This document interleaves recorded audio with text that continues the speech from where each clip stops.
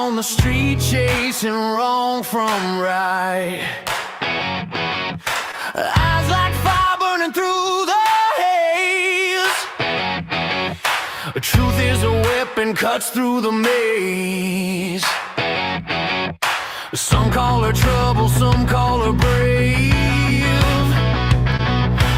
Digging up secrets they tried to save. A real deal around town. She's breaking it down, spinning the wheel, exposing the sound. They despise her, they praise her, but she won't slow down. Real deal around town. The truth's her cry.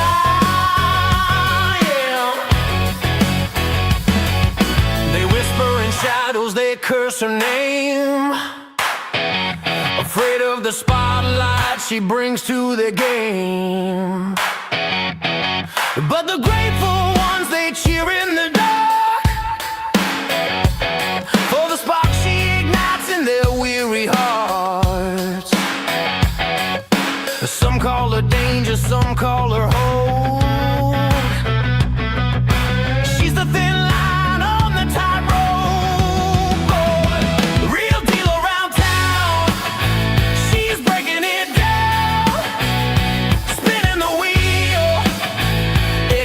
The sound. They despise her, they praise her, but she won't slow down. Real deal around town. The truth's her crown, yeah.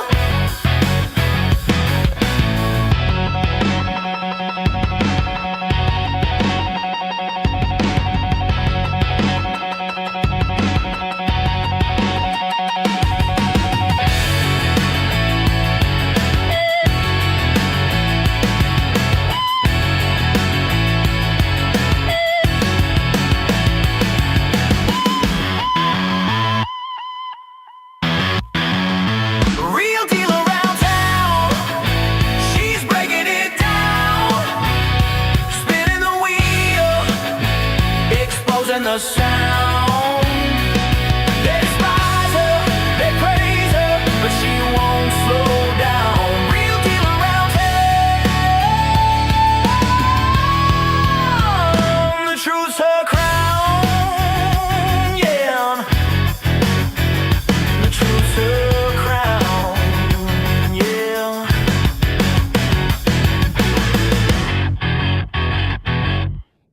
Okay, well. Welcome, everybody. Wow, got a lot of interesting comments here from everywhere. Okay. Well, okay, let me just put my logo up there and we'll get started. Okay, yesterday when I left our last video on last evening after watching the Board of Water Commissioners, I completely forgot about the school committee stuff because it's not on the Townsend calendar, it's on the school committee's calendar. So I looked that up and said, oh my goodness, we've got a full deck today. The Finance Subcommittee is meeting in a few minutes. And I know that this is the information that everybody in town, or in Ashby, Townsend, and Pepperell are watching for. You want to know what's going on with the budget. Because I keep talking about override, and I'm going to bring you as much information as I can. And this is one area that's very important. And the Finance Subcommittee of the North Middlesex Regional School District School Committee, mouthful, is who's talking about the school budget and what's going to be presented. They present it back to the school committee, which they'll be doing this afternoon at 6. I don't know if I'm going to do that meeting or not, because they've got a lot of other stuff that's just going to take up a lot of time that I don't have. And but we're going to get the gist of it this afternoon with the Finance Subcommittee. But yeah, so I'm confident that this group, we have 2 people from Townsend. We have Kim Craven and I can't think of the other guy's name, Keenan. There's two people. So I know that they're looking out for what we're interested in. And I also know, but before I even look at this, I saw that on the school committee's agenda for tonight, they have their meeting packet and they've got proposed budget sort of in there. I don't know how secure that those numbers are, but I didn't really study it enough to see where it's going. But we'll hear about that. We'll hear about it. I'm sure it's going to be pretty much the same numbers this afternoon anyway. And Kim will be presenting tonight to the school committee. So it's a lot of mumbo jumbo, but I have confidence that these numbers are legit, and they understand that there's a good chance in their mind, and they can't push this too much, that they're worried that we're not going to get overrides again this year. But I am advocating for an override for Townsend as a general override. I've got a whole list of things that we need an override for. This is one of them. We can't make any more cuts in the schools. And I can tell you, they're not overspending. They're not buying new toys. Everything they're getting, anything they're spending their money on is necessary to the education of the town's children. And we've got to take care of them. If we don't fund your children, if you've got kids or grandkids, or even if you don't, if we don't get people educated, we're going to be screwed. I mean, we're already screwed, but that's a whole nother video that I'm not doing. But we gotta fund our schools. We gotta fund the education, and it costs money. It costs money, and the school division is the largest budget item in any town in Massachusetts, and probably the whole country. That if you got schools, which you do, we have a regional school, so we're actually getting off cheap. It's cheaper for us to have a regional school than each town having their own school division. I mean, it would cost more. And I mean, that's the truth. And we can't keep saying, blame the state. We can blame the state for all we want. But when it comes to actually funding something, well, if the state isn't giving us the money, we're going to have to do it. Or our kids aren't going to get educated. And that's like, well, let me just have my foot amputated because I don't like the track. I mean, I can't walk to school anymore, so I'm going to cut my feet off. Why? No, we need to fund our schools, even if the state doesn't. And we can still fight the state and get what we can over time. If you haven't watched the news, there's a lot of other pressures on the state. The schools are important. We've got to get that Chapter 70 changed. I know our state rep is working diligently to try to get things through, and all of our representatives at the State House. One of them in the region, not ours, is quite pessimistic. But we have to stay pessimistic, but also we have to stay in a positive direction to keep. If the state doesn't, we have got to make our kids, the schools, a priority. It has to be a priority, and we can't buy a fire engine instead. We can't go one or the other. You got to find a happy place, and we really overspent last year on our fire department. We should have done a debt exclusion I don't know that we needed the fire trucks in the first place. Secondly, we should have done a debt exclusion. We didn't. Why the select board didn't even suggest a debt exclusion is beyond me. Totally beyond me. But now we're paying the price. But that's okay. It's without an override. So we need an override this year. That is just we do. And I'll explain it over time. I know I keep promising and I am doing things, but I'm doing it in pieces. I'm showing you as we go. And then as we go, I'll bring things into one big picture as we turn into January. And so when everything is clearer, but I'm waiting for a public record to come back regarding snow and ice. And I will have a big video on that one.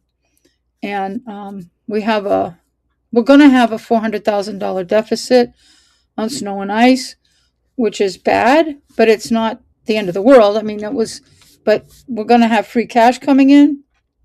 And the select board have to dedicate at least $400,000 of that free cash to go to snow and ice, because we're going to have a $400,000 deficit, I guarantee you.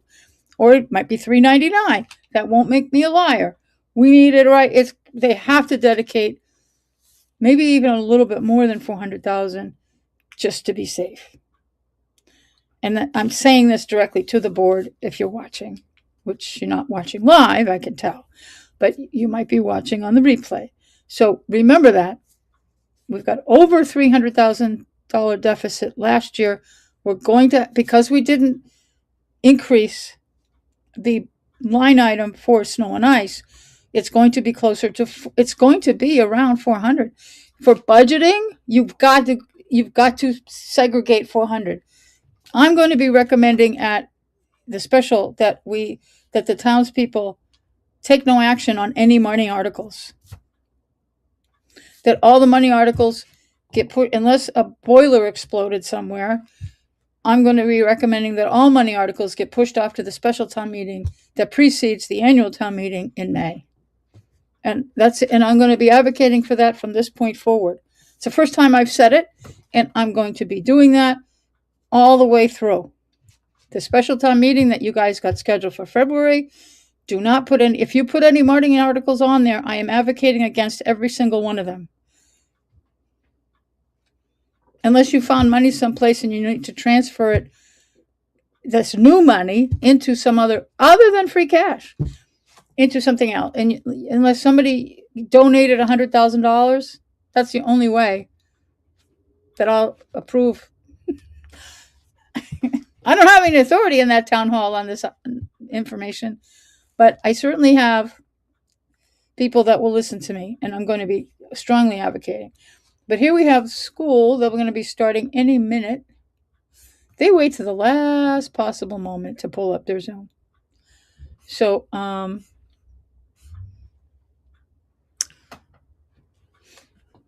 don't know who that is. Let's see. While we're waiting, I got 3 minutes. What can we talk about? All right, I still owe you a bunch of stuff. Still going to do a video. The afternoon, I was going to do the open meeting law complaint that I had against water, but then once I realized I needed to do this meeting, this took priority. So I don't think I'm going to do, I don't know. I don't think I'm doing it after this. We'll see for tomorrow. I'm going to just keep kicking the can down the road. It's not going anywhere. It's nothing urgent. So, but I'll be covering that hopefully this week. I've got some things to do Friday, maybe Saturday. We'll see. We'll see. Let's see what else is going on. Oh, could I go over the agenda? Do I have the agenda? I don't want to leave the Zoom meeting. I had the agenda up. Wait a minute. Is that it? Finance Subcommittee. Yeah, the biggest thing they're going to be talking about is the budget. That's it. That is everything on here is the budget. They don't have their finance packet listed. It's listed, but there's no link to it on their page. So I'm doing a public records request to get that. I've got another. Let me see what this says.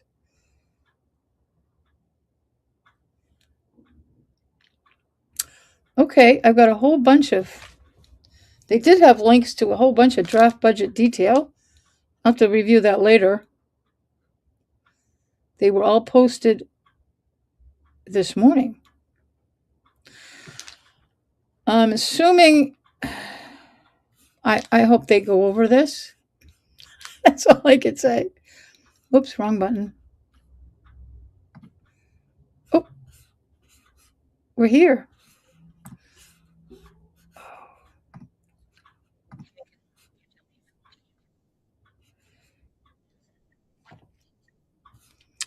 Share screen. Of course, you think I have this ready to go, right? There we are. Oops. Sounds louder today. That's good. Okay, rock and roll.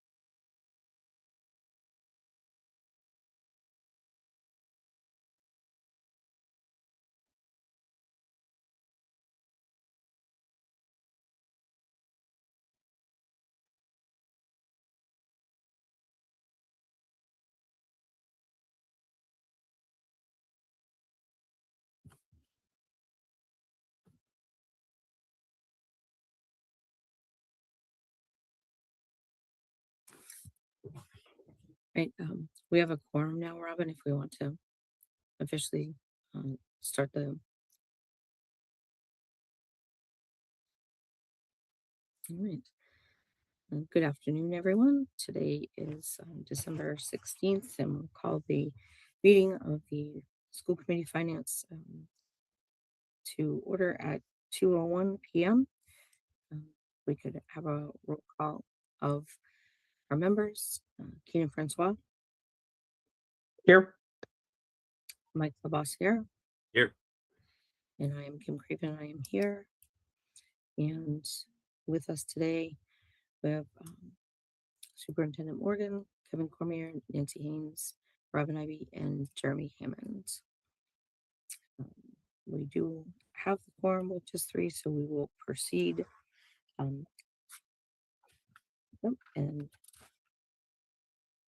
we have our additional member, Lisa Martin. Can you state that you are here for the record? I'm here. Okay, thank you. We'll get started. The first order of action for today is the approval of the minutes. Does anyone have any corrections, comments, deletions? I'll make a motion to accept the minutes. I had one small one. Under public comment, it says Chair Craven invited members of the community too. The sentence just needs to be finished to ask questions.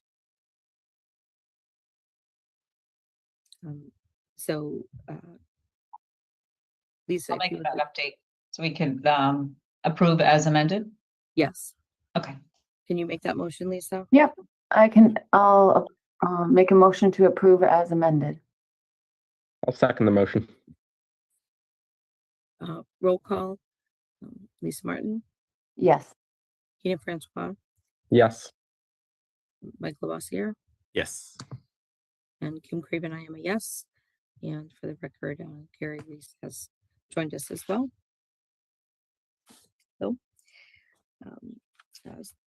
So the next order of business would be public comments. Do we have anyone for public comment, Robin? No, we had nobody signed up for public comment. Okay. Thank you.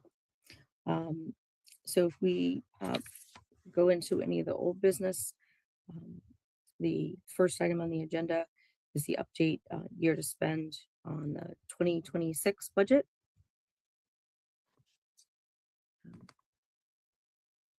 I know, Nancy, you were starting to look at last month to update it. I know that we're past the halfway point of the fiscal year, but still just a few months into the school budget. Is there anything that we need updating on? Any significant changes since our last meeting? I didn't actually get it into the packet, but I've been working on a revision of that, which I'll try to get finalized and put in the packet. I've really been focusing on FY27 and trying to get those budget documents out, Of course. along with the narrative along with that. So a lot of changes in last minute. So I apologize for not having that in the packet, but we'll get it to you.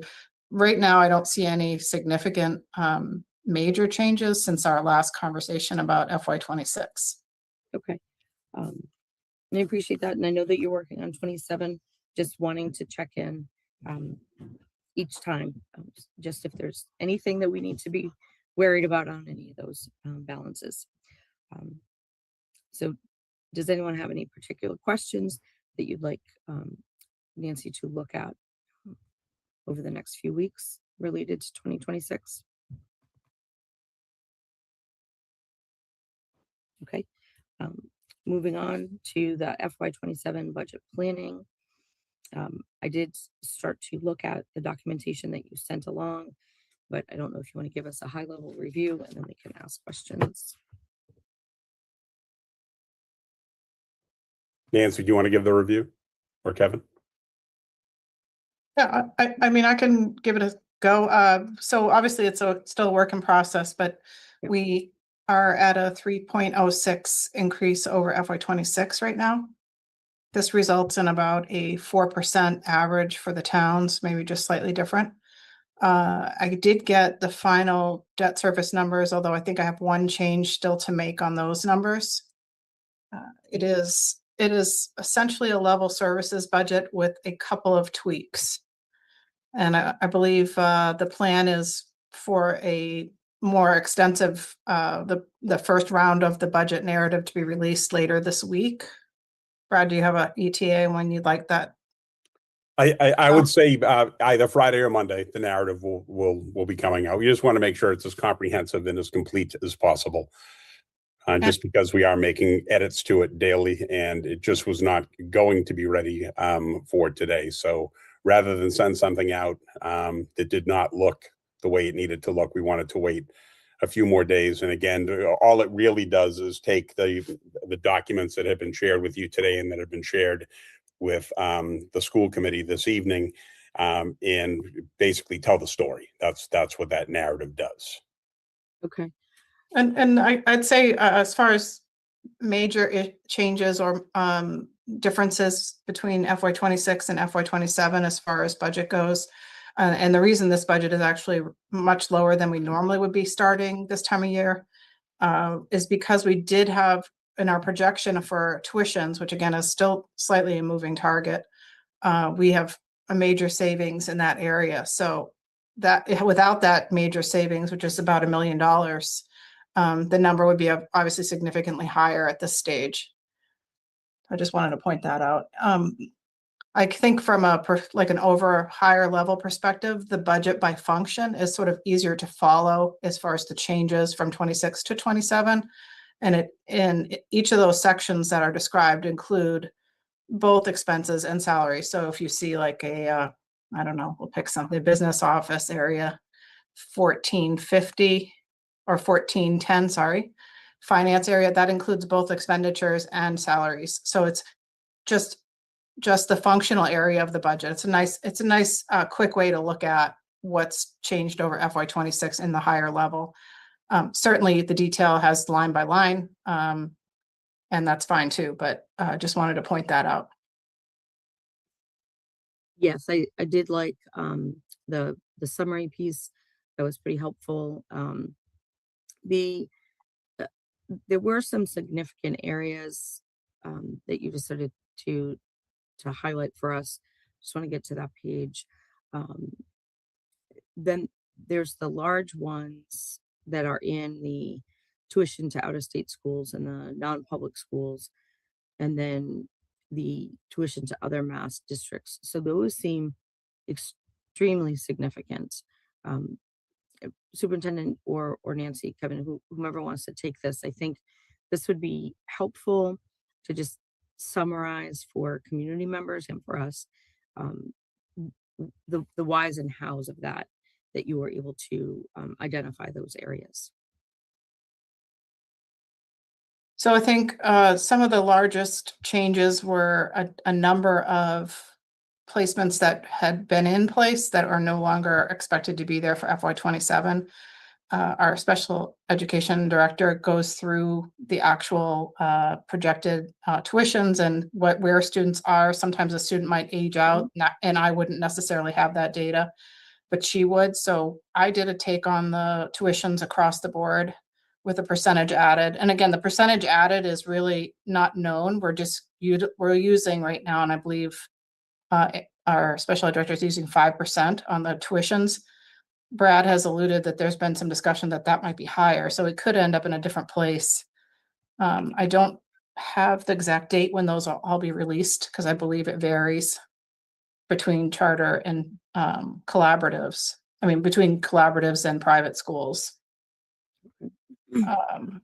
Did just want to add too, as far as talking about what those private schools may look like. Again, this is a statewide problem. A couple of years ago, there was that 14% increase for private schools. And now they're saying that in some cases, some of these schools could be increasing anywhere from 14 to 40%. There's already a significant amount of advocacy going on at the state level around trying to reel these tuition prices in. They were not successful last time. The hope is that this time they will be successful. I will say that right now, when we're talking about a 40% increase, we do not have students at the schools that are looking to go up that high, but we certainly have students in schools that are looking at, a double digit, in some cases, 20% or slightly higher increases. We do have students attending some of those schools. And again, that circuit breaker money, all that does is put a significant strain on the circuit breaker, because we cover the first 54,000 or so in that range. And then circuit breaker covers everything beyond that at a 75% reimbursement rate. So, a school that's $200,000, we're covering the first 55,000, and then 75% or 25% of the remaining price tag is also on the district. So it goes way beyond, the $19,000 per student expenditure that we're given in the budget. And just as semantics here, what you're looking at when you see that on the budget by function report is the general fund portion of the tuitions. We are also planning to use circuit breaker 2.9 million of circuit breaker. So it's really 2.9 million plus what you're seeing here for tuitions for the entire district. We can shuffle back between the two if we need to, like if it goes a little higher, because right now I'm using 2.9. Again, that would end up, if all was as planned approximately, we would end the end of 27 with just over 2.5 million in circuit breaker, which is a little bit less than I think we'll spend or receive in FY27. So we still have room, I think, to grow that fund. Again, the idea is that keep one full year in there as a target, so that if we do have unexpected things happen, we have that option to utilize additional circuit breaker money should that happen.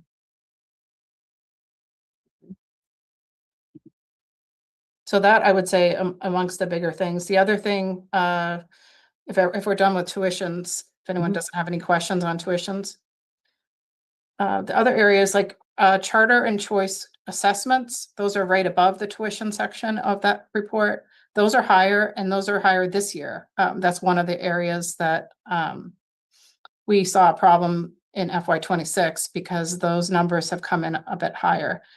We will not really know those numbers until, well, we'll have the governor's proposal, which will have a draft of those numbers that could change all the way through to July of next year. But I bumped those up because of those increases this year. Okay. There were some Looks like other, Lisa has her hand up. I don't know. sorry. I was scrolling to look at the line that you were referencing. Sorry, Lisa, go ahead. That's okay. On stabilization, there's nothing put in stabilization this year. Nope, there Am I is. reading that right? Oh, It's actually, sorry, it looks like that needs to be corrected. It's in the, Okay. it's in the other post-employment benefits. It's 250 and 150, I believe. okay. Sorry about that. I'll fix that. That's okay. That's okay. I was just looking, and Yeah, I did see that you did OPEB. was Yeah, you can higher, so. You can see that in the detail too, that I just didn't Okay. break it out here. You're right. Thanks. That was one of my questions. And then some of the increases, the specialists, the substitutes, the curriculum coordinators. If you, superintendent, want to walk us through sort of the changes or the things that you're seeing that are drivers in that, so that everyone can hear the reason and the rationale around those increases. I missed the very first part of that question. You were cut off. Can you just repeat? Yeah, absolutely. So in some of the areas where you're needing additional funds over other years for the specialists, the substitutes, and the curriculum coordinators, functionally, I know that you've talked in the general meetings of kind of changing in staff and how you're having to hire. I think it would just be good to talk through why those are increases. And I think, Brad, these are the, we're in the 21-20, which is the ETLs. There's really not any curriculum coordinators in there. So again, I'll make that change. So as far as we have seen an increase in special ed staffing, as we've talked about, again, the special education department, when we need someone, it's not as if we're hiring a kindergarten teacher. It's in some cases we could say we need a kindergarten teacher, but it may not be mandated. Where special educators are in fact mandated, because we have to ensure from both a federal level and a state level that we are in compliance with each student's individualized education plan. So over the years, that has led to a pretty significant increase in our special education teaching staff, our paraprofessionals, as well as our service providers, our speech and language pathologists, our occupational therapists, counseling staff, so on and so forth. However, back, really a lot of it was predating me. The position of education team leader, or ETL, was, for all intents and purposes, eliminated in the school district. And once that happened, it began to put the district out of compliance by not having an appropriately licensed individual running special education meetings. And that was the case with likely several special education meetings, which is why we have reverted back to bringing ETLs back into the district. Currently, we do have one, and we've hired a second one that's going to start in January, and we are actually advocating for a third one, because although we're bringing students back into the district, which is great, our special education numbers are growing, and we have to make sure, again, that we have the appropriately licensed people chairing these meetings in order for us to be in compliance. And right now, we're in a situation where our director of special education spends the majority of her day chairing meetings, which really takes her away from being able to run the department. So that's creating problems in its own right.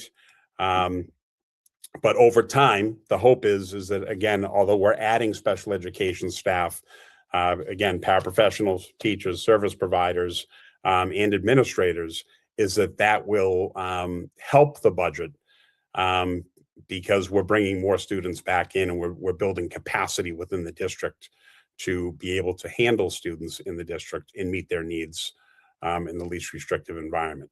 Gary?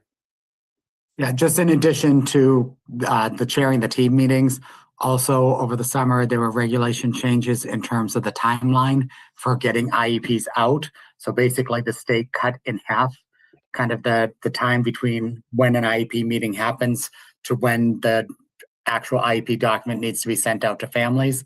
Those need to be read and reviewed by the administrator, because they're signing off that we're going to follow it programmatically as well as financially. And so that significantly impacted their ability to get those out in a timely manner. And the staff has done a great job of getting them to the special ed administrative office in the time frame. but just their ability to turn it around has been compromised by the limited staff this year. And the discussion that we had on the expansion of the capacity for the district in the area of special education, is everything that is needed for that first year transition already in this budget, or will there be additional changes or requests, do you think? The only thing that isn't fully worked out in the budget at this point is if we do end up with a partnership with NEC, which is a private school in Marlborough. So that's something that the Director of Special Education is working on. And again, initially, there may be a slight budget increase for that. But as we're bringing students back to the district and also having the ability to tuition students in from other districts, that should also be a significant benefit to our budget moving forward. But as with everything, there may be that initial cost to start it up and get it running. But eventually, I think that we will see the benefits of that. So that's the only thing. Gary, was there anything else that was missing in special ed?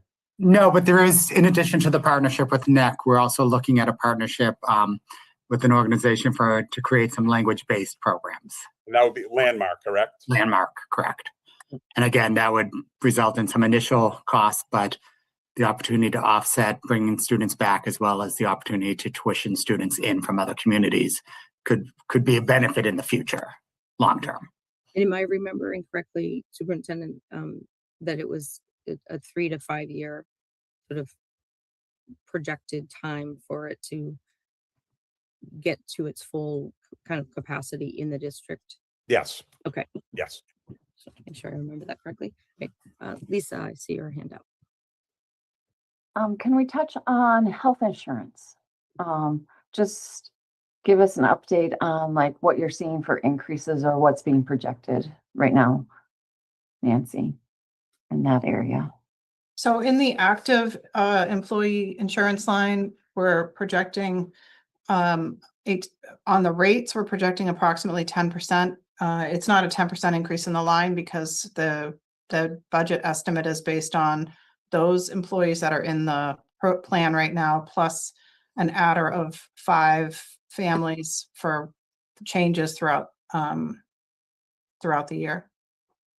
On the retiree insurance line, we're projecting 20% increase, and we will know that sometime mid-January for what the GIC number would be. And I'm just, I'm unsure of how they're going to manage their deficits at this time. I believe they're probably having a meeting soon, if it's not already happened, regarding what happens at the GIC level for the retiree program. But they were having a lot of deficits throughout this year, and so I suspect there'll be big numbers there. So between the two, it's really 10 for active and 20 for retirees, pending some of these changes that might be coming. Are we going to continue to offer the program of opting out of insurance? I did not include that in here because it isn't. It is something the school committee could look at. I wasn't sure if we were just ending it. I believe the way it was originally planned or voted was that it was a 1 year opt-out program. So if that's something that gets taken up again, that would have to be looked at as to projections. Kim, you were aware that we did the opt-out last Yes. year, correct? Okay. Yep. Did we have several participants in that? Was it worth it? Was it? Yeah, there were 9 people that took advantage of that program. Okay. Some individuals, some family. Okay. So I think that's partially why these numbers are a little lower in the count. So what we don't know, of course, is will this change? Will some of these people jump back on in FY27? We won't know that right away. Okay. When is the voting cycle to come back on, or can they come back on at any time? They can come back on if they have some kind of qualifying event, Qualifying. Okay, but they can't just in general come back on until it's open enrollment, which would be usually Yeah. like May timeframe. okay. Okay. Right. It, from my perspective, it seems like the budget that you have, while there's been some significant changes in some categories, overall, it's a pretty level funded budget. But we'll transition into the but part. I see Keenan put his hand up. Go ahead, Keenan. Yeah, I was hoping we could just touch a little bit on where we're at currently on capital improvement and how that is going to look in FY27. Jeremy, do you want to take that one? I'll try to speak to it. We, be honest, we need to do some work on planning out our capital plans for this year. We're running into some limitations in terms of manpower and time. That is kind of squeezing our ability to plan that out. We do have a few projects that are in the planning stages at the moment to address some projects at Spalding, which I want to review Dave's list before getting into details on, based on a grant there. And I believe we have a couple projects at Varnum as well. We're also looking at alarm upgrades at Nissitissit, being the school with the most critical needs for those alarm upgrades. So we're kind of mostly in the planning stages for most of this. I don't want to make it sound like we're not doing anything. It just takes time to go through all those phases. As far as the FY27 budget, I did add a little bit of money. We had a budget of 156 for capital last year, or currently in this year, 156,000 from the general fund. And I bumped that to 170 and rounded it up a little bit. We used to be around 250. We were at, we did count for 250 generally. So that's an area that we could certainly have conversations about further about how much we want to plan for FY27.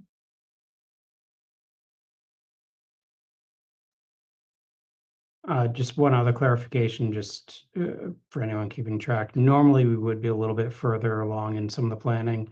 All of the building moves this year obviously had those of us heavily involved in the capital planning very busy through the summer, focused on getting those changes. It's not an excuse, but it did put a little bit of a delay on things. Okay. Just a point of order. Even though the recording said it was recording, I forgot to notify everyone the meeting is being recorded. So sorry for the late announcement on that.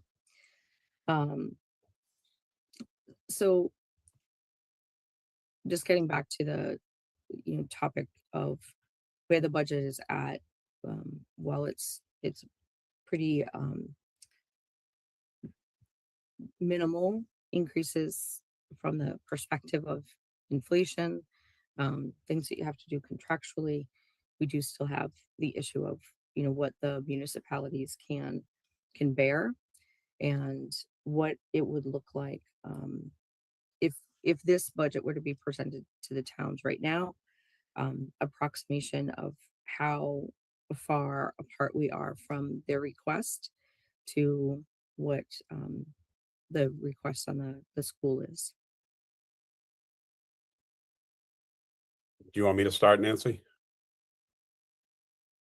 So from a projection standpoint, again, without the governor's numbers, it's looking quite positive for Ashby at this point in time.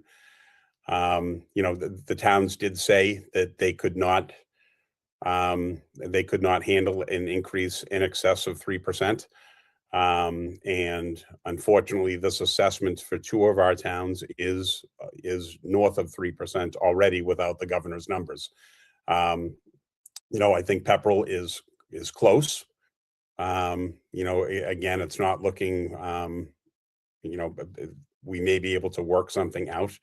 with Pepperell, but I'm not sure, just to be completely honest, if there's anything that we can do to get the number down to 3% or close to 3% for Townsend, because that would be a substantial reduction to the district's budget, and something that would, I think, would have extreme ramifications on things such as class size and additional reduction in force. There's just, I don't see any path to get there based on what their projected assessment number is going to be. And just Kevin, anything that did I misspeak, or do you want to add more detail to that? Or I guess the only thing I wanted to add is this is there's some assumptions associated with the town assessments that will be resolved once the governor's proposal comes out. That includes the enrollment for the foundation enrollment final numbers, even though I'm making it my best estimate, those could change a little bit. That'll change those numbers, and the minimum local contribution. So the minimum local contribution has part of that piece of the formula has like the town's percentage of municipal growth, and they look at a number of factors for that. Right now, I'm using a 3% growth for everybody, for all three towns with the numbers, to come out with kind of a thought process. But the average with this budget, an average of all three towns, not choosing between the town, not deciding how much is one town's versus the other, the average assessment would be 4% across the three. If we wanted to get to a 3% exactly, that would be about $400,000 from where we are right now. And it would be like a 2.5 budget for the district.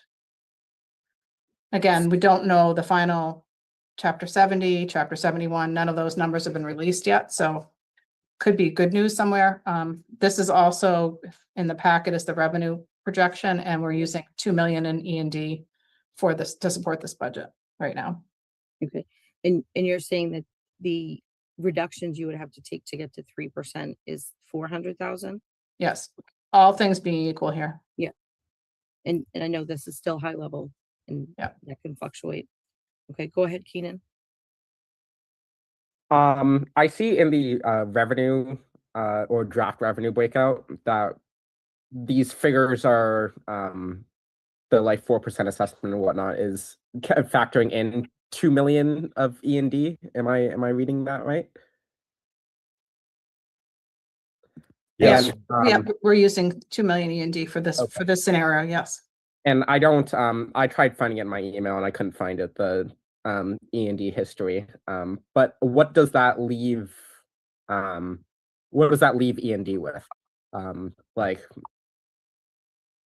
Well, I'm anticipating a certification. We don't have our certified number yet, so that's another not exactly known, but I suspect it'll be between 3 and 3.5 million. That's what I'm projecting for E&D.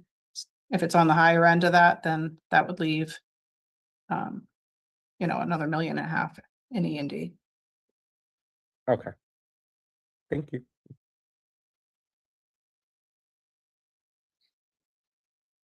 So obviously, you're doing calculations with your best information that you have at the time.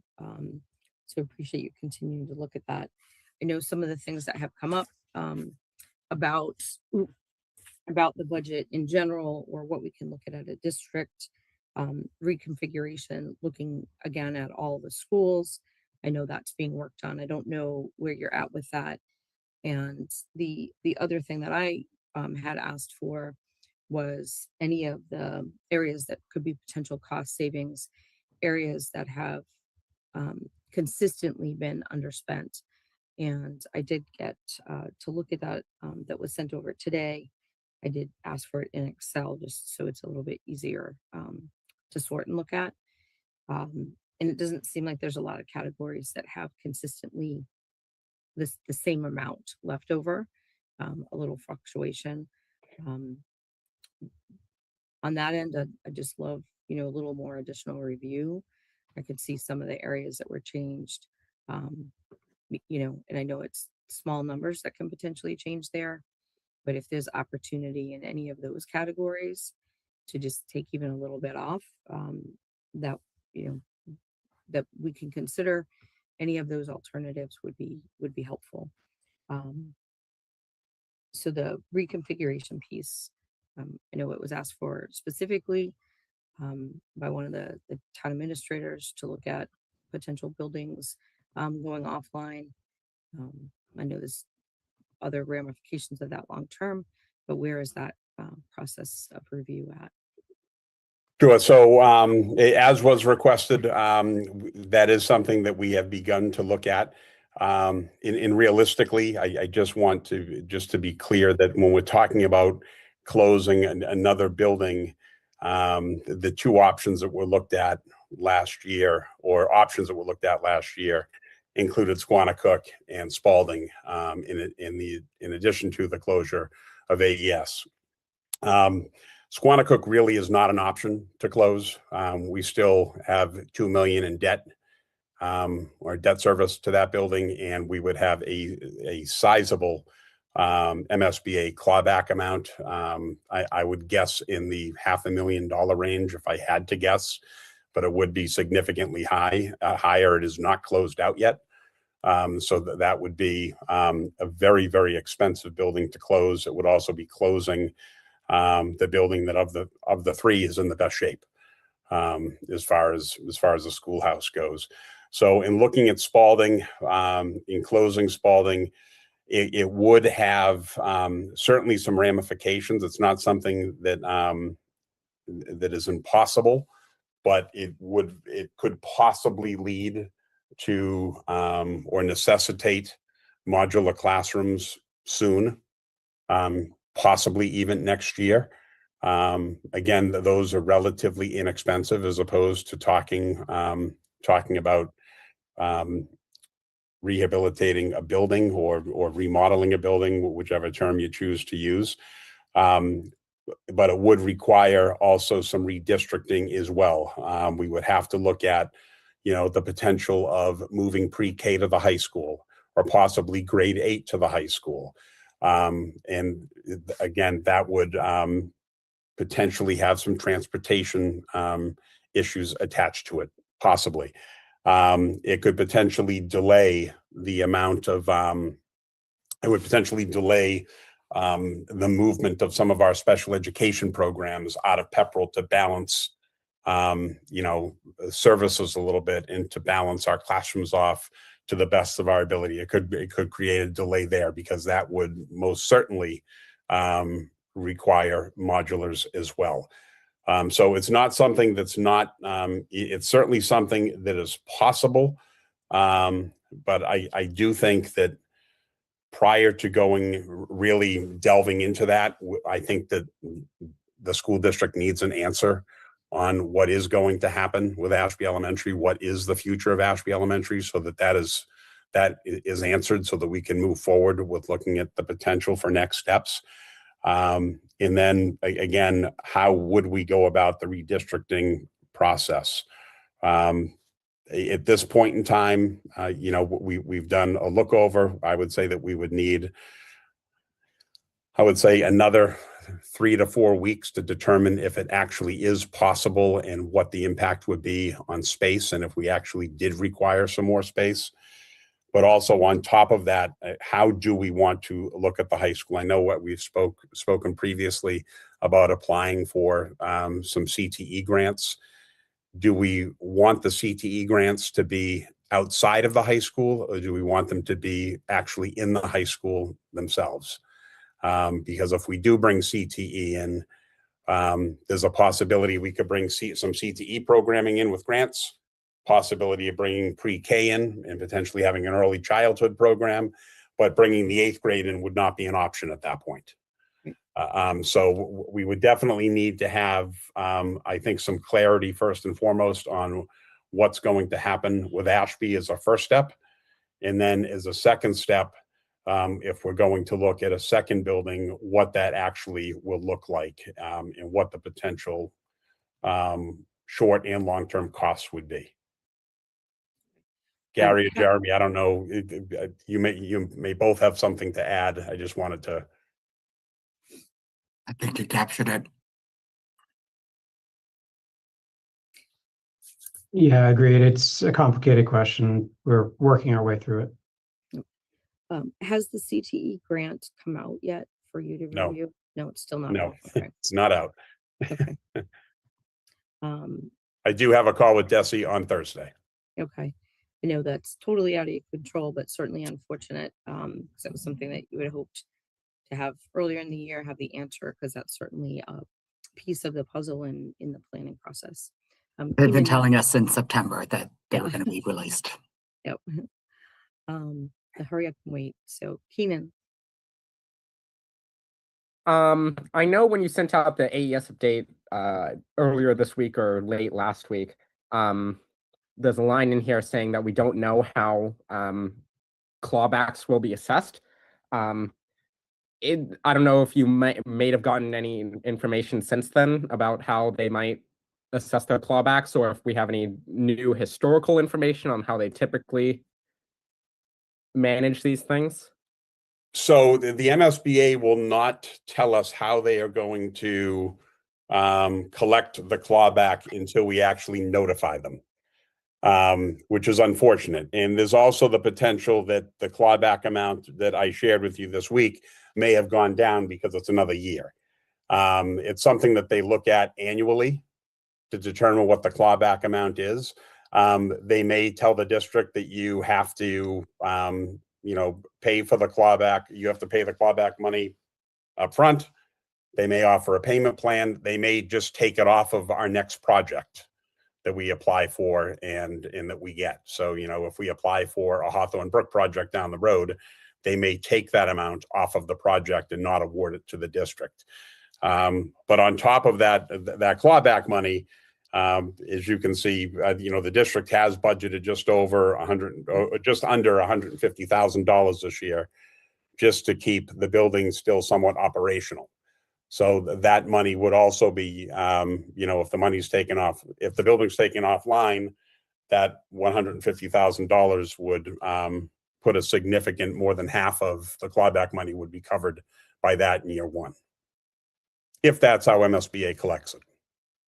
And But I've been told multiple times they will not tell us how much it will be or what it will look like until we notify them.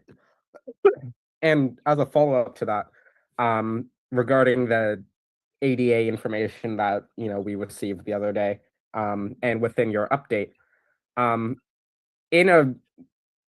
in a world where we reopen Ashby, is it the case that all ADA compliance issues must be resolved prior to that, and that means spending that capital money to bring it up to code before we reopen the building, since it's technically been closed? Or so if they do determine that the building is not ADA compliant, it's my understanding that we would have a 6-month window to fix it.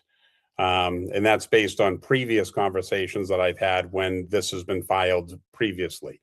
But the other thing I would just remind the finance committee of, and the school committee as a whole of, is that we, in addition to the ADA issues with the front ramp and some of the other issues that may exist around handicap accessibility, which does, I believe, include doors and some of the drop-offs in the rear of the building, would be the fact that our lift is way beyond its life. And that's a lift that brings students down to the cafeteria. And it's due to be serviced again in May. It is possible that we will not be able to get the parts for that moving forward because it is beyond its life. On top of that, we do have a pretty significant issue at both Varnum Brook and Hawthorne Brook around having to repair and potentially replace the elevators in those two buildings, which are in concrete columns in both of the buildings. So those are things that could also be extremely expensive that the district will have to look at. They were, designed in the late 60s, early 70s to put an elevator in a circular shaft that makes it very difficult to fix, repair, replace. That's something that now the district is going to have to address to make sure that both of those buildings are accessible. So although we have some capital money and we are behind on some capital projects simply because we've been reluctant to spend, we may quickly have to spend on those areas to make sure that those two buildings are up to code in the very near future. Go ahead, Lisa. Do we have an estimated cost on the elevator replacements or anything? Jeremy, I don't think we do at this point, correct? No, at this time, we don't. We're still in the phase of trying to keep, hoping that we can keep them going for an extended period of time based on standard maintenance.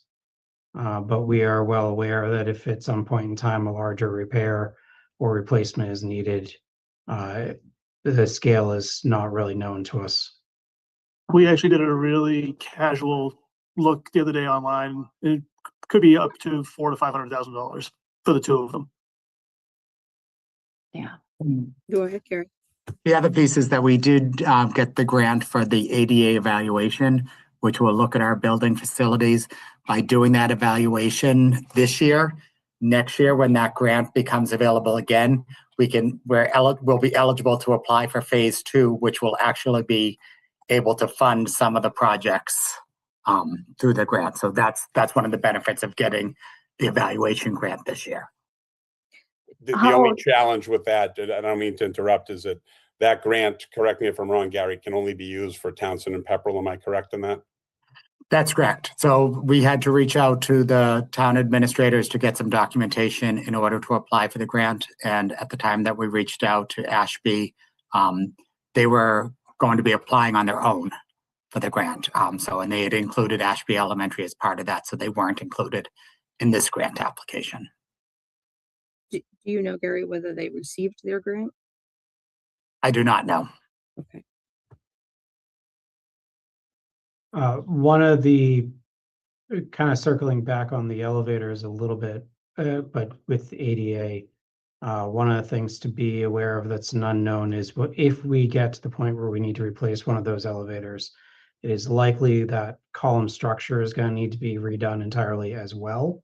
If nothing else, from the fact of it is likely we would have to replace the elevators with something that is larger for ADA compliance and to fit a gurney, for instance. And if that is the case, we would need to change there would be a construction cost included in that. And where we would fall in the requirements is one of the unknowns.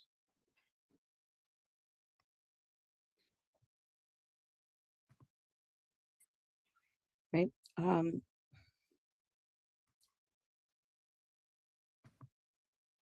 So when I look at all of this, it's very complicated. We're waiting on lots of different information, lots of unknowns for the future.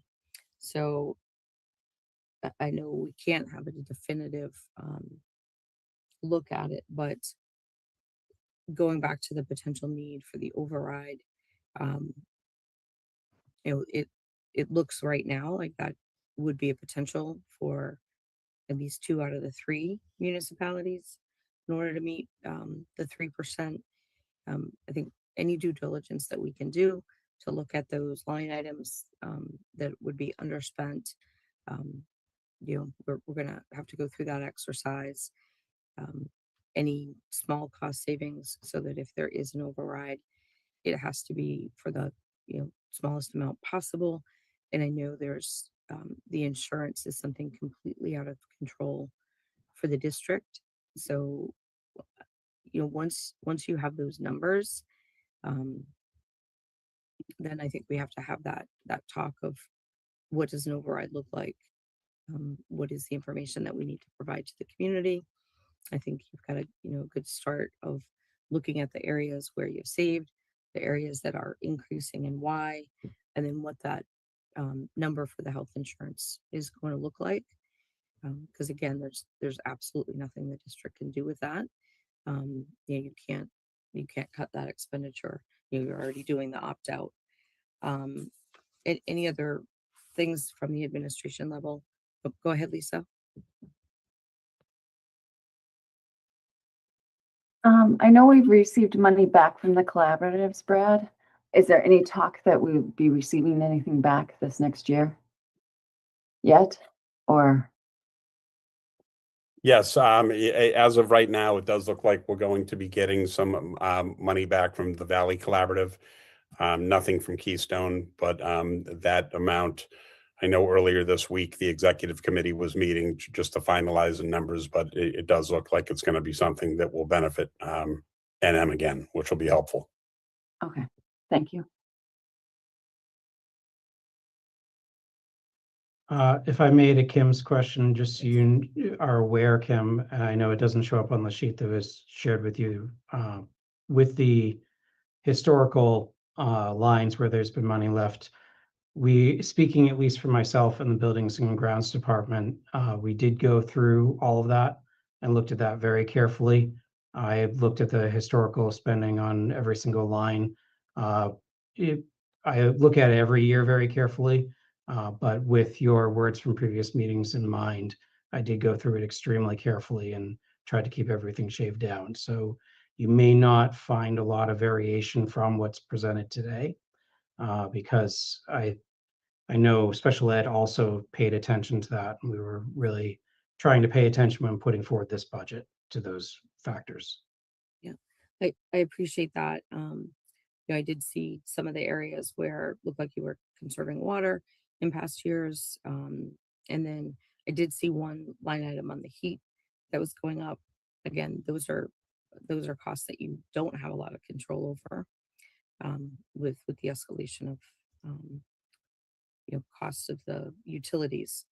So I feel in looking at it, with the amount of time that I could, I didn't see anything that was outlandish, but I just want to make sure that we're not missing anything.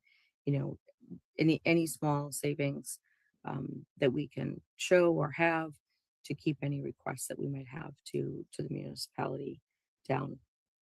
And I'm just going to feel good knowing. So your words, well taken, Jeremy, that you've done that already. And I know that this is a work in progress, and that we have a lot of unknowns. And until you get those exact figures, just what you're doing for all of us is very helpful. The conversations are helpful so that we know going into it, what at least the estimates look like. And hopefully, after the first of the year, we'll hear news that is good for all of the municipalities and for the school district itself, when we learn the numbers. So any other questions on any of these topics that we've talked about today, on the 2027 budget, before we move forward?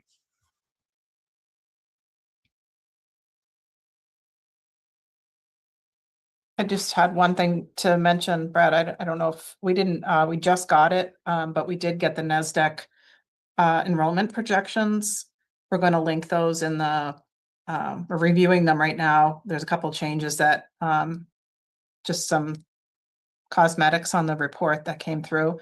But those should be available very shortly. They're showing across the next 10 years decline, a little more decline than was in some of the prior documents. And again, we're just reviewing those now. They'll be linked to the documents themselves will be linked in the budget narrative when that's released, so people can access them if they want to drill down a little deeper.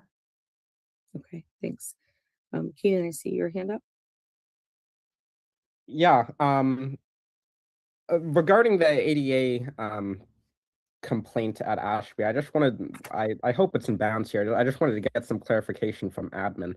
When reading the letters received by the town of Ashby, I noticed they got their first notice on the 19th of November, and they got the site visit notice on the 3rd of December. What was your notification like for that? Did like when did you guys find out about the complaint?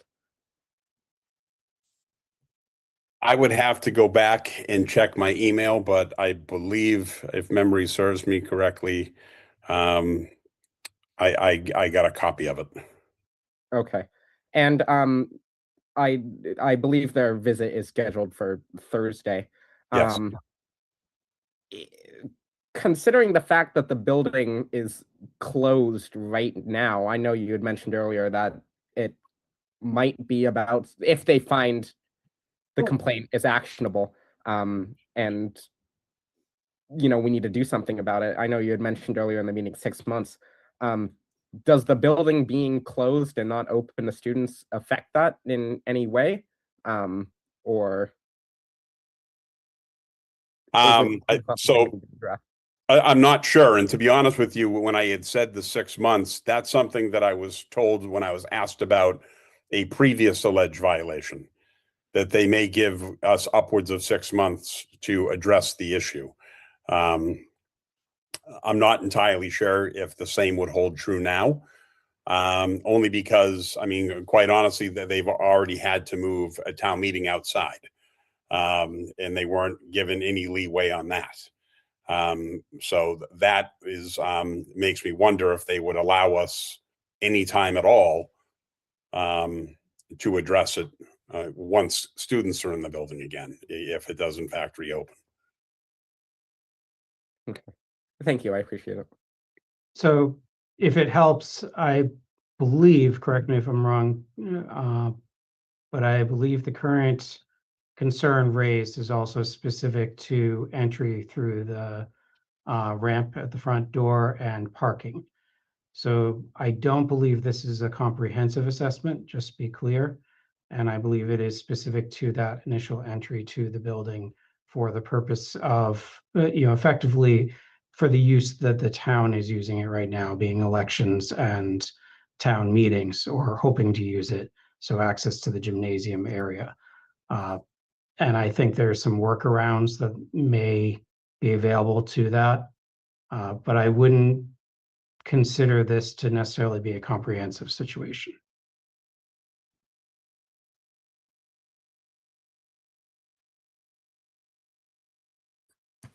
All right. Moving forward, I don't know of any new business. Is there any that I'm unaware of? I actually do want to bring something up, but I'll let Lisa go first. That's okay. I was just gonna ask if there was any reports that the team wanted to see, so that we can assign, or not assign them. Ask Nancy or Kevin if there's anything that we're not seeing that people would be interested in seeing, instead of getting individual email asks.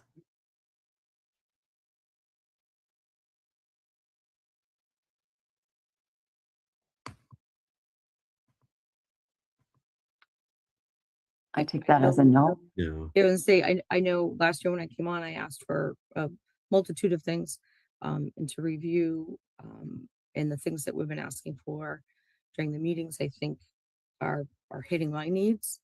I know that the other things are works in progress that we don't have yet. So I don't know of any from my perspective. The only thing that I, might think about is another, I don't want to say another budget, but kind of a rough analysis of in kind of a budget like form of what, an Ashby looks like next year, say if we keep it open. I don't know if that's necessarily something that's already been worked on, or I know we in Brad's update we kind of got some rough figures, but maybe something a little bit more expanded upon. So when you talk about Ashby being reopened, is it reopening going back to the way things were previously? Yes. Yeah. Not saying in the sense that it's something that I necessarily or that we should go forward with, but It's something that I feel like the community especially is going to want to see. But you're not asking for a building swap, you're just asking for add it back as it was. Correct. Yes. Okay, we have Yes. most of that. Yeah, so that was something that was supplied to the school committee. Again, just looking big picture, it would be, I mean, from a cost standpoint, we would be looking at a pretty significant cost in the $1.6 million range, not including any ADA issues that are uncovered. So once you're talking about that figure, that is really a significant portion of the FY27 budget.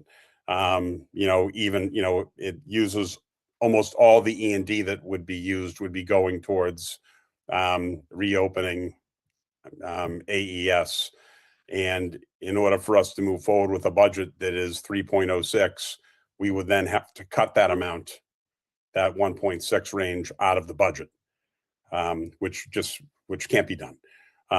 There's no way for us to get to that point. And the other piece is it would really, and again, I understand the whys is to, the importance to Ashby of having a school in Ashby. I certainly understand that. But right now, we're looking at a situation where at both Squannacook and Spalding, there are multiple sections of every grade level. That allows for some flexibility with students. It allows for teachers to collaborate on a regular basis. It allows for balanced class sizes throughout the school district. Simply moving back to Ashby being a K-4 elementary school for Ashby would basically put us back to the way it was before. And again, leaving some students in some cases to be in one section with the same group of kids from kindergarten all the way through grade 4, potentially, if a second section doesn't open. It would also put us in a situation of having to likely maintain very, very large class sizes in Ashby, where previously we broke classes up once they got to 30 into 2 sections of 15. That would likely not be the case anymore, because class sizes in the 30s would really be the norm at that point. Again, if we're just simply using $1.6 million to reopen the building. So it would certainly be a challenge. And again, it would be keeping another building online in the district, while we would have a significant amount of vacant space open in the district as well that still was not being utilized, most of which would, again, likely be at our best equipped school being Squannacook. Jeremy, did I miss anything? No, I just want to point out on the AES update, Keenan, the document that you were referencing, item 9 is where Superintendent Morgan is pulling his numbers from. And we did look pretty thoroughly at what it would cost to reopen, and trying not to add any wish list type items, just what it would cost to reopen. So if, for instance, the staffing number feels low, it's because that assumes a certain amount of in-district movement to accommodate the needs. And the only, is Jeremy put a wish list item that would be there for staff. It says a need for an SEC administrator. We cannot continue down the path of having no administrator either at Ashby or at Squannacook on a given day. From a safety standpoint, leadership standpoint, liability standpoint, we need to make sure that there's a leader in place in all of our buildings that are operating at all times. So summarized, basically out of the cards, not even remotely possible. So ultimately, again, this is it's something that the committee needs to decide. I have asked, or will ask this evening, that the committee make that decision in January, so that we're able to move forward and know at least that piece has been addressed one way or the other. so that we can then focus our attention on how to best address some of the other issues that we are going to encounter. But it is projecting to be, again, in the $1.6 million range. And that would use up, as I said, a significant portion of the budget, and then force reductions to that amount in other areas. Thank you. So I'll hold some of my comments on that till our meeting tonight on the Ashby situation. But the only other future report that I think that we need is once we have the budget numbers in and a more solid understanding of what that might mean to the municipalities, we would have to look at a budget with an override, and then if an override doesn't pass, what that looks like. But I don't want you to entertain that exercise till you have actual numbers. All right, on our future meetings, what I would prefer to do is wait to make sure that we have some of the information that's pending. So what the certification numbers are looking like, what we might be getting for a budget from the state. So is it reasonable to hold until we have that information? Or do you want to have just a check-in meeting in the early part of the year, even if we don't have that information? Lisa, I saw you first. Kim, we'll be waiting till June to have a meeting. True. Well, we will have minimum local Yes. contribution amounts, and those they usually don't make changes to the formula. So that does come out, which is helpful. Yeah. They haven't been changing that once the governor's proposal is released. Not to say they couldn't, but they haven't been. And you said the insurance numbers are going to be coming in and should be in like mid-January. I think it'll be around that time. We'll certainly know more about the GIC by then. And then the third week of January, the governor's proposal comes out. So that's looking to me like it might be somewhere around. Like we might start to get some of those numbers coming in the end of the week of the end of January, like right around the 22nd, 23rd of January, be my guess. And And then we sometimes they're have- slower, but it could be right around then. So maybe the beginning. But it's just, it's a short time from when those all become available till our public hearing. So that we definitely would want to plan to meet the week of the 26th. Probably early if it's possible that week, so we have input. So, We go ahead, go Keenan. ahead, Tim. Or to jump off of that, we do have full school committee on the 27th. If the hearing is the 9th, I don't know if we're only going to meet once before that. It might be prudent to either make the meeting longer or schedule in an additional meeting, that same week to discuss or at least formulate what we're doing for the hearing. I know last year we did the presentation sitting down at the high school. I don't know if we were looking to do the same kind of thing or something else. So last question first. I'd love to replicate what happened last year for the presentations, so that we have those for the hearing. So building on what was already put in place, adding last year's data to it. So maybe we should keep our regular meeting time for next month and look at those materials in preparation for that. So that we don't have to have super marathon meetings. Does that make some sense? And then once the figures are out, as soon as that happens, we can have another meeting. So we could put that placeholder in place now, or we can just go forward with, the week of whatever that week starts with on my calendar in front of me. Real quick here for the next meeting. That would be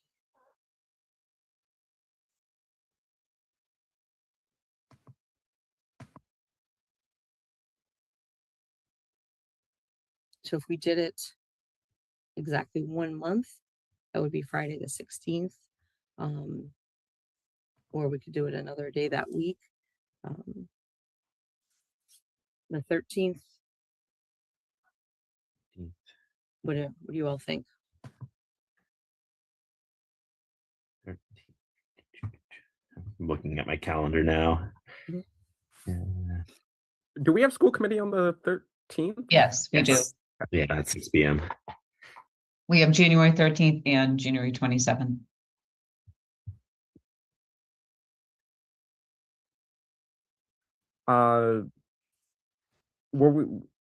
Was that 13th like actually going to happen? Was that one of those ones that we added in as needed, or? No, I think that one was a permanent one. That's our regular. Yeah. It wasn't a workshop one, Keenan. All right. So do you want to try to meet that morning of on the 13th, or do you want to wait and do it after that school committee meeting, like on the Wednesday or Thursday? I think if we could do the morning of, since we do have some important information coming out with that, possibly. Okay. And I don't know the impact. You do have the school visits scheduled for the 13th. Yeah, I saw that. May have to tweak that a little bit, maybe add 2 hours onto that and do it more mid-morning to early afternoon. I think the morning makes sense. Okay. So the 13th in the morning. If there's agenda items that you would like, let me know with Robin. You just email us. But Robin, if you just want to keep the general budget topics of 26 budget, hopefully we'll have a little bit more to review at that time, and then the 27 budget planning. To clarify, when we say in the morning, are we doing our 8:30 or 10 o'clock? I know we've done all three. If we could do the morning, that would be like earlier in the morning, that would be great. So do you want 8 to do o'clock. 8? 8 o'clock works. 8:30, either one. So just to confirm, we're doing January 13th at 8 a.m. and I'm going to continue the agenda, our current agenda. Okay. Yes. Right. I don't have any other business that we didn't anticipate, but we can go back and see based on the meeting or anything else that's happening, if there's any public comments that is out there.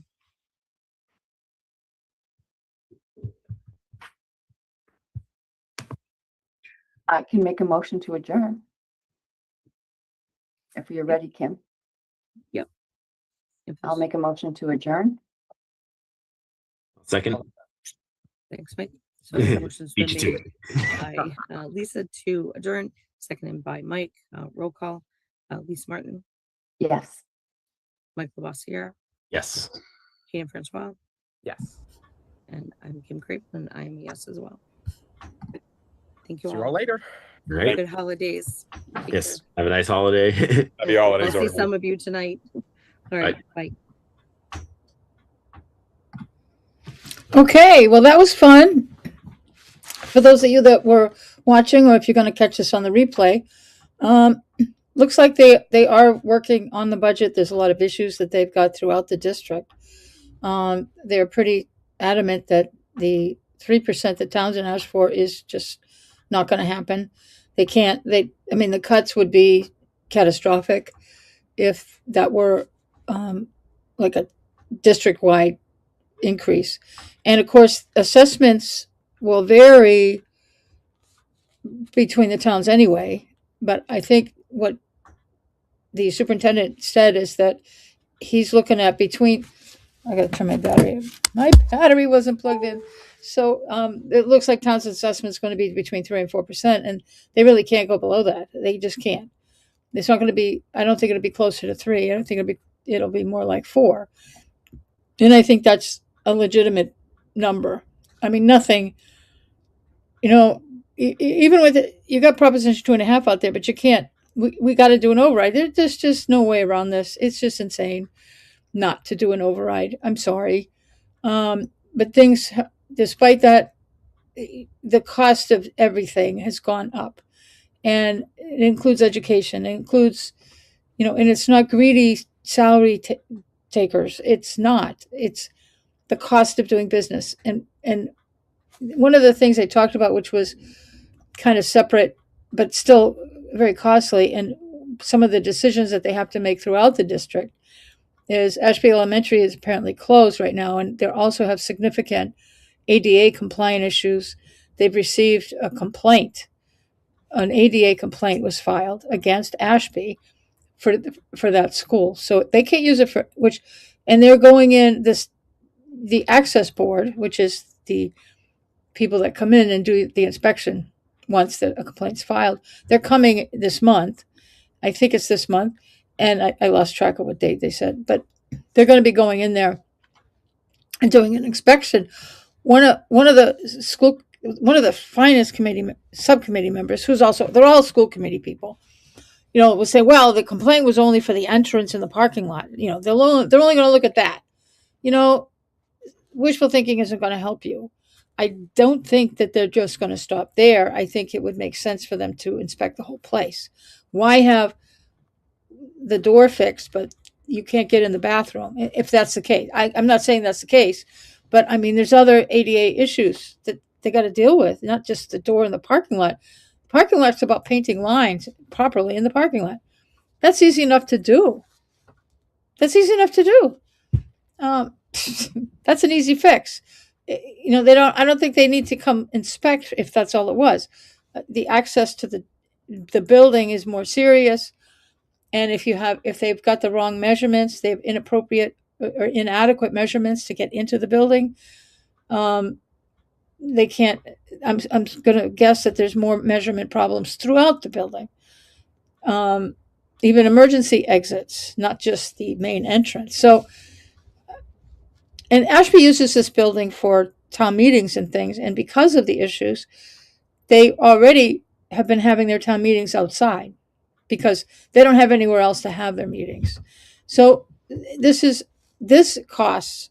It's an Ashby only building, so it doesn't. The direct money doesn't impact the budget. But what happens is, as far as how are they going to shuffle kids around and where are they going to go, and they have one thing that was explained in this meeting is they have empty seats in some schools and overabundance in others. They've got to get this balance right. And even they were talking a bit into the future, hoping that Ashby will open, but it won't open unless somebody's going to spend a few $1 million to fix that building. And I got a funny feeling that they're going to just have to let it go. Although the town needs it, the town's got to figure out where they're going to have their town meetings. They can't just have them outside all the time. I mean, they could, but I think that runs into own issues. Like if they're going to have a special town meeting right now, they're going to have it. What if it's snowing? I mean, then they got more things that can be concerned about. I don't know. I just can't even comprehend this, but that it has a domino effect. And for the future, Brad was concerned, like, we got to know what we're doing. And as far as, because they were talking about the potential closing Squanicook in the event we're going to reopen Ashby. But yet Squanicook is under MSBA grant, and they also have a lot of debt service. It would cost them, they would have to pay back part of the grant. So they're going to be out a couple million for that too. So, but this is the school district, which, okay, so all the towns are going to pay for that. They're not going to want to. Well, somebody's got to. The district is a separate entity, but it's completely part of each of the three towns. So whatever happens with the school district, all the 3 towns have to take care of it. That's us taxpayers. And that's not, so they're working diligently, but I can't, I've been hearing an estimated 4% increase in the overall budget for the schools. And I like that number, actually. I really think that's a fair number. And the towns are going to just have to suck it up. You're going to have to suck it up. And I don't mind. I mean, and it goes right in it's on my list. I got a list. I don't know where I put it. Where is it? Where's my list? There's my list. I don't know if you can see it. It's handwritten right now. Here's my list of why we need an override and where the money's coming from, where it's going. I know it doesn't show up very well here. It pixelates, but there's my list. And I don't know how much I have to look at the budget. Yeah. All right. Well, and we just got a lot of, but if you didn't watch the whole meeting here, go back and watch it. Sometimes some of these meetings can really put you to sleep, but it's good to know. It's good. This is a good meeting to watch, even though it might not be the most popular one. Everybody wants to hear the scandals. I got plenty of those. Okay. But this is the real problem, this crisis that the towns, all 3 towns in the North Middlesex district are in, is a financial one. And it is a crisis to cut back on how you're going to educate the kids. We can't, in the schools, most of these costs are out of the control of the school other than to stop teaching. We're not going to educate the kids anymore. It's too expensive. Forget it. Somebody else can do it. They can just watch YouTube channels. Why go to school? Just watch social media. That'll work. No, it won't. I mean, we got to put the money into it. And hey, it's expensive. Everything's expensive. It just is. And regarding the override, I found a chapter and verse out of the state law that we can fix. I'm going to be proposing. I'm probably going to have to do it by petition. I don't know that the town's going to want to play my games. They don't probably like my games at all. But to give seniors help on their property taxes, there's a chapter or clause, I should say, in the property tax laws regarding seniors that the towns have never adopted. And I'm looking into getting that. I may have to put it in as a petition, which is, I'm sure I could get 10 of you to sign my petition, because that's all I need. I need 10, but I'll probably go to 20, just so nobody plays any games with the signatures. Oh no, there's people, no, oh yeah. I mean, it goes to the town. It goes to the town administrator, then it goes to the town clerk, and it goes to the board of registrars. The board of registrars check the signatures, then it goes back to the town administrator and says, yep, this is good to go, put it on the warrant. That's all in the charter.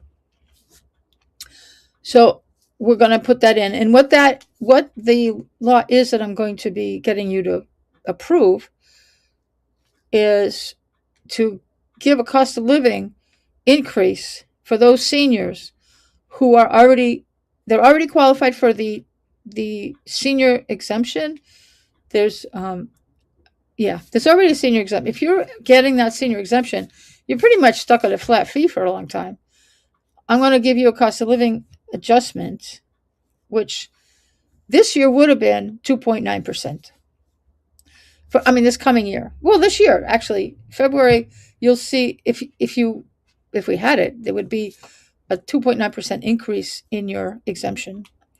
So that's what the veterans are getting. We did the same thing last spring for the veterans. I wasn't aware that there was such a thing that we were missing out on, but I found it, and I'm going to be advocating that we give that same one. And the reason I'm really pushing it as a twofer, because because I'm putting in an override. Well, I'm not doing it. I hope if I have to do a petition on an override, there's something wrong with that town hall. There already is something wrong at town hall, but I shouldn't have to. I don't know if I could find 10 people to sign a petition, but a citizen's petition to do an override probably has never been done. But town hall needs to be behind it because they're the one that has to do the budget. So they should certainly, once I get to somewhere with my planning, I think they'll sign on to my override plan. If they do their own nonsense, then we're screwed. There should be no override conversation in my mind until the municipal election in April. That's the first time I want to see override on the ballot, because nobody really going to know how much they need. They don't know now, and they're not going to know in January. They're not going to know at the special town meeting in February. It's just a bullshit number that they're going to be pulling out of a hat, and they won't be able to explain a damn thing. Even as I move forward, I'm taking things piecemeal and giving you the round figures that need to be taken seriously.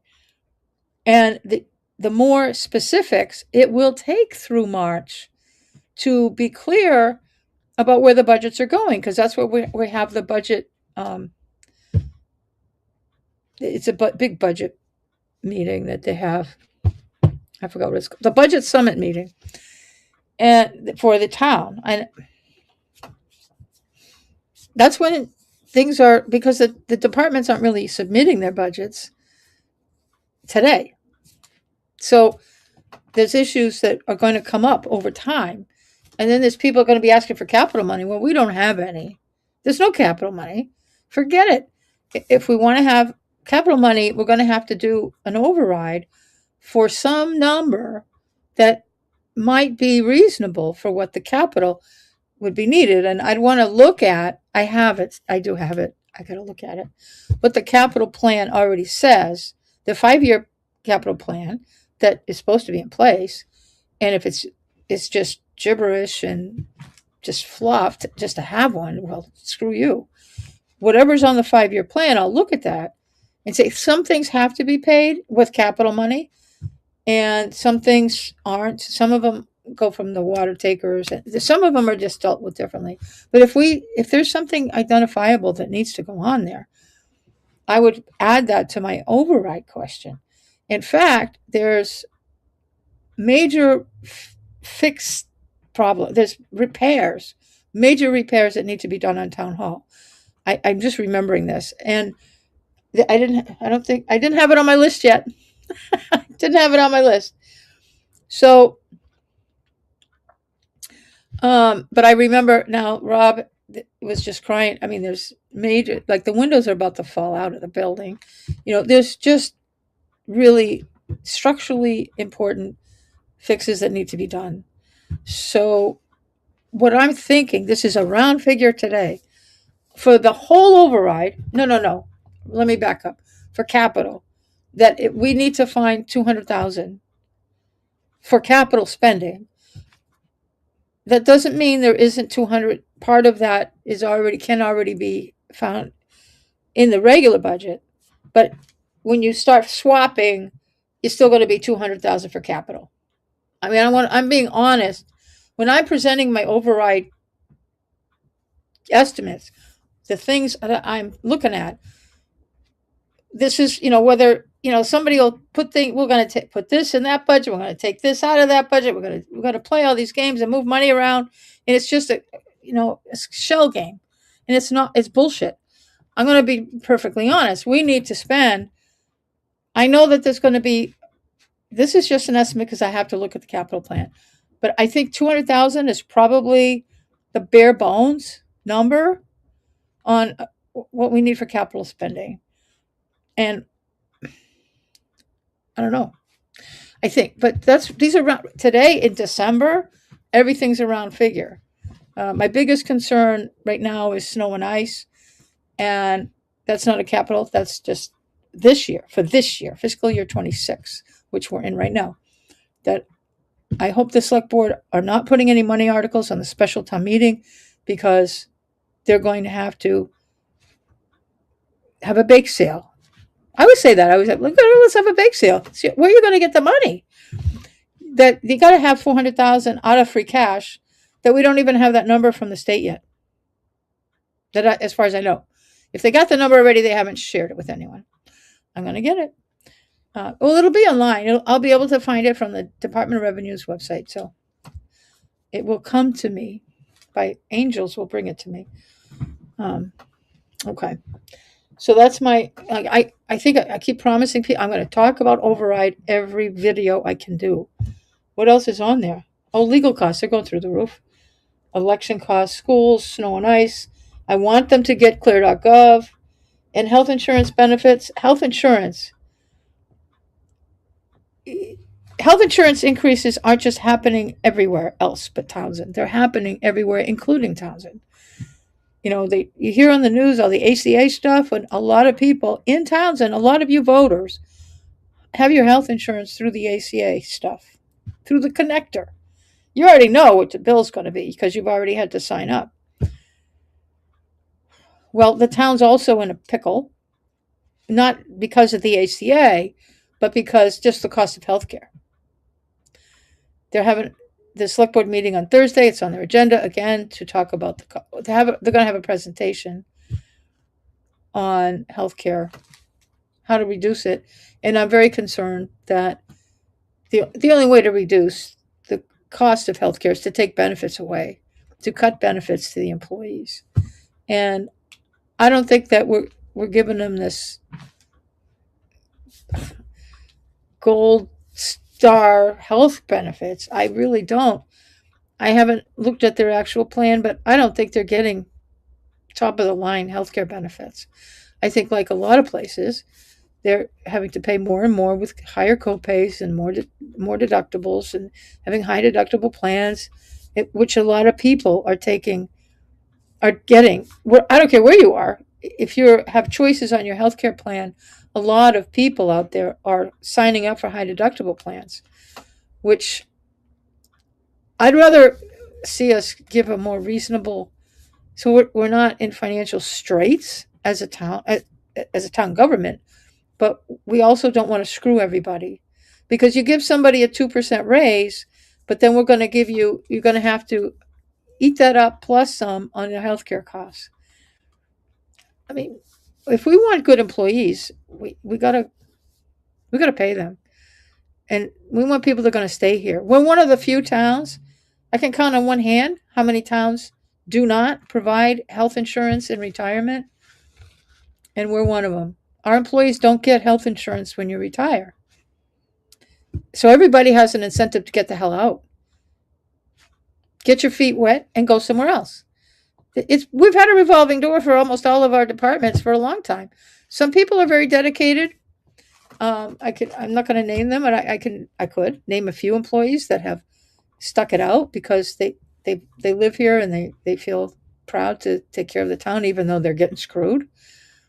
Some people have, through marriage, have better benefits that they're fine with, and they don't have to use town benefits, or they're having resources from other places. They might be already retired from someplace, and it's like, well, whatever. I'm just staying busy. Some people do that. I don't know, but we need to up the ante a little bit. But I think giving our employees a proper salary and giving them a proper benefits. We're not giving extra stuff. Nobody's getting this windfall of money off the town that are employed here. We need to work on a few things.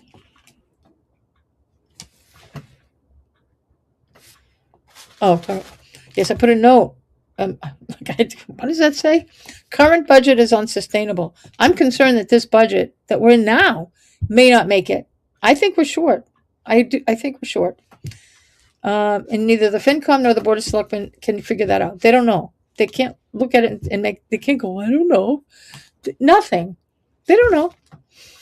And I don't want to go too deep into it, but Thursday night they've got a loaded agenda, the select board, on the plate, and it's like pretty frightening. I went through it quickly before this meeting started, or maybe right after it started while you guys were watching. And Oh no. No, I'm anxiety. I'm gonna have to just do yoga or meditation or something before that meeting starts. I don't know. It's tough. I'm glad I don't physically go to meetings so much anymore. I just zoom in and do this. But well, all right.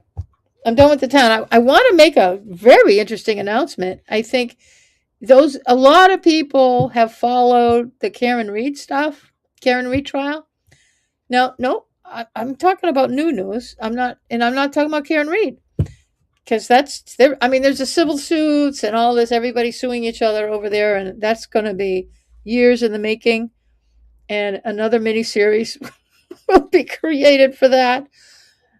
That alone, I mean, forget the murder trial 1 and 2, but the civil lawsuits, I think, will be a miniseries because it's like, oh my God, is this really happening? Is this really happening? But the big news today, now you've heard about, I mean, Brian Walsh was found guilty and he's gone off to jail to spend the rest of his life there because he's first degree murder. You're gone. You're gone. No parole. See ya. It's pretty horrendous. I mean, assuming that he did everything that he's accused of, it's pretty horrendous, and I can't imagine. But the other murder, we just had a murder in another Los Angeles murder. Bob Reiner and his wife were stabbed to death, and their 32-year-old son Nick Reiner has been accused, and he's been arrested, and he was supposed to get arraigned, I think today, and they put it off. Why did they put it off? Well, it's not because they're questioning themselves. I think he's got like $4 million bail. He's not going anywhere. He's allegedly has a drug problem, and that's probably a big part of what is going on here, or what went on. I don't think he has money. He's certainly not going to come up with $4 million. I don't think his siblings will cough up money to release him, although the families are weird. Families could do that, but I think it's probably why the judge put such a high bail, because some families would actually bail him out, and especially if they think he didn't do anything. But it's pretty horrendous murder, as we hear, and he stabbed both of his parents to death, and they're pretty elderly. His dad was 78. I think his wife, his mom, is 70. And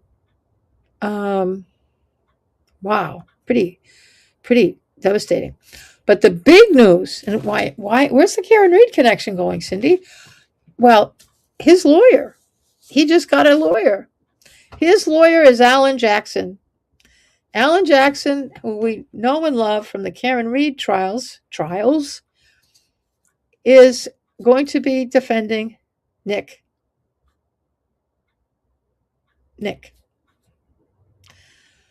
Yes. He's going to be the defense attorney. Yep. So we're going to be watching that. I might even, I don't know, I usually have a lot of stuff going on. I don't know if I could dedicate my time to this, but I may very well jump on the bandwagon and follow that trial, or follow the trials and tribulations and the hearings and even the arraignment, if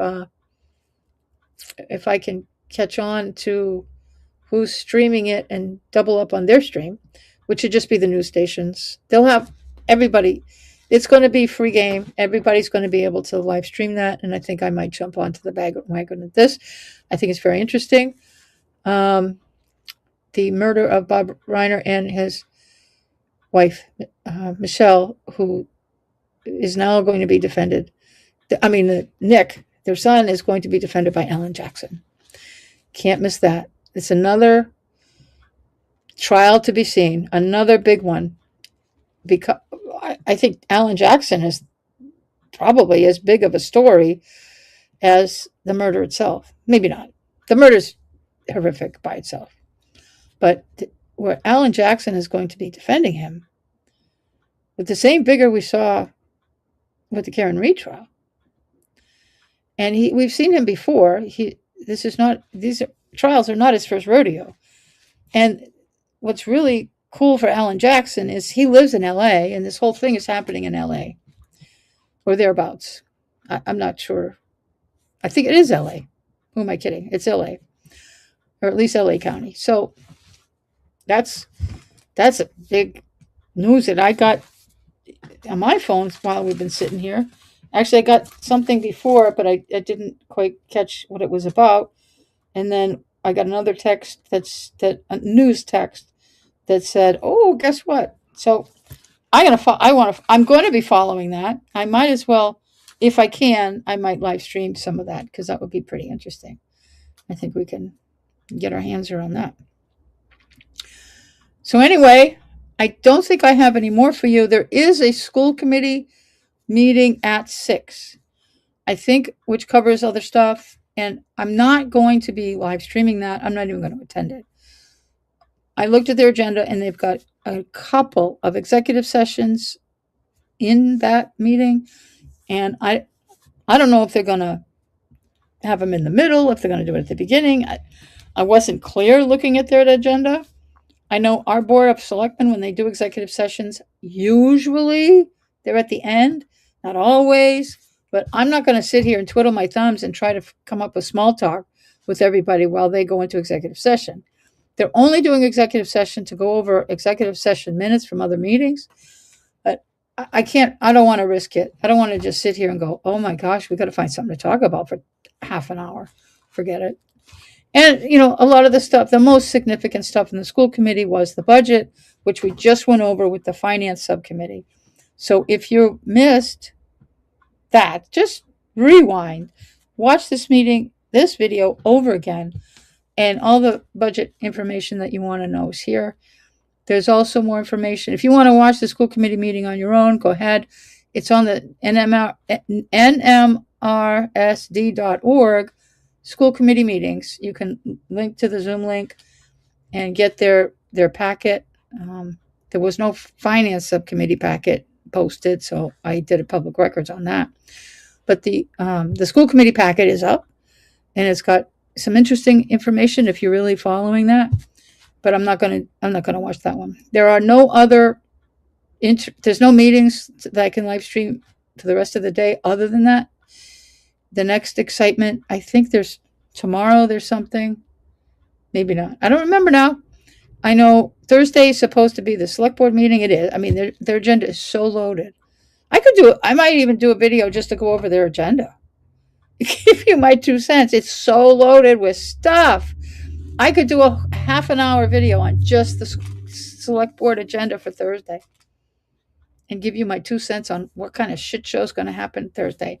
And let me tell you, there's going to be a shit show. But I still owe you the video. I got to do a video on the open meeting law complaint against the water. It's 3:45. I don't know. Would I do that tonight? I could do that tonight, couldn't I? I could. Maybe. No promises. I got to see I got things I got to do here. If I have time, I will come up. Otherwise, I'll do it tomorrow. I don't think I have anything. I don't have any other crises tomorrow, so we'll see. We'll see. All right. So thank you for watching. I'm glad to have everybody here. Got a few comments, but okay. So you're still here. So let me just remind everybody while you're here, whether you're watching this live or on the replay, don't forget, it really helps the algorithm if you hit the like button. And I mean, it's painless. It doesn't do anything bad, and it doesn't, it just helps the algorithm.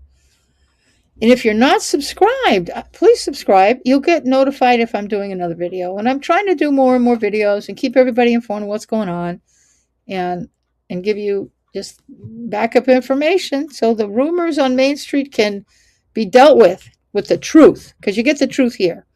If I sometimes unintentionally give out information that is not quite correct, I mean, I'm not intentionally giving you bad information when my information sometimes is proven to be wrong. I do admit it, and I bring the right information to you. So you do get the truth here. You get my opinion. I get to have my opinion, which isn't necessarily about anything. It's just my opinion. and you'll get that. Maybe you get entertainment here to see what kind of nonsense goes on in the small towns around here.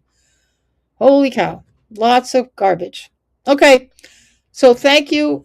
Thank you for everybody. Take the banner down, and thank you for watching, and I will see you on the next one, whenever that's going to be. It will be soon though.